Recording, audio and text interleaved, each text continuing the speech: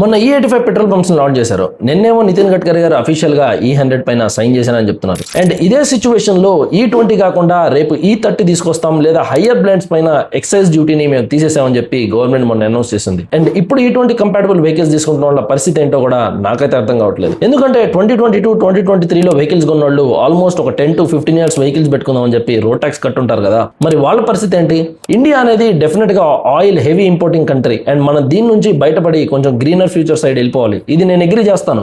నా ప్రాబ్లం ఏంటంటే పాలసీస్ ని ఎప్పుడైతే ఒక ప్రాపర్ ప్లాన్ లేకుండా నడిపితేనే ప్రాబ్లం స్టార్ట్ అయిపోతుంది. అండ్ మీరు కనుక ఎథనాల్ బ్లెండెడ్ ఫ్యూయల్స్ గురించి ఫారిన్ కంట్రీస్ చూస్తే వాళ్ళైతే మాత్రం డెఫినెట్ గా E10 and E5 petrol options ని కూడా పాత ఓనర్స్ కి ప్రొవైడ్ చేస్తుంటారు. మేము రోడ్ మ్యాప్ కంటే ముందే ఎథనాల్ బ్లెండింగ్ ని అచీవ్ చేశామని చెప్పి కంగ్రాక్స్ అని చెప్పిన గవర్నమెంట్ రోడ్ ట్యాక్స్ మొత్తం కట్టిన కామన్ మ్యాన్ పీపుల్ గురించి ఎందుకు ఆలోచించలేదో నాకైతే అర్థం కాలేదు. ఇవన్నీ ఓకే భయ్యా. అండ్ ఇప్పుడు మన పెట్రోల్ పరిస్థితి ఏంటి అంటే మాత్రం E20 అయితే మాత్రం అఫీషియల్ గా పెట్రోల్స్ లో అప్లై అయిపోయింది. E30 అయితే మాత్రం నాకు తెలిసి ఒక 1 to 2 years down the line లో వస్తుంది. బట్ మేబీ ఎప్పుడు ఏం చేస్తుందో నాకైతే తెలియదు.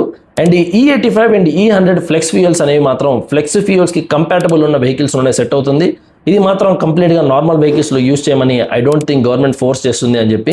అండ్ మీరు కనుక ఈ ఇయర్ లో కార్ ని ప్లాన్ చేస్తుంటే మాత్రం డెఫినెట్ గా కొంచెం కాషన్ తోటి జాగ్రత్తగా మీ డిసిషన్ తీసుకోండి అని చెప్తాను. అండ్ ఈ వీడియో కనుక ఇన్ఫర్మేటివ్ అనిపిస్తే మాత్రం లైక్ కొట్టి మాక్సిమం పీపుల్ తో షేర్ చేసుకోండి. See you in the next video and thank you so much.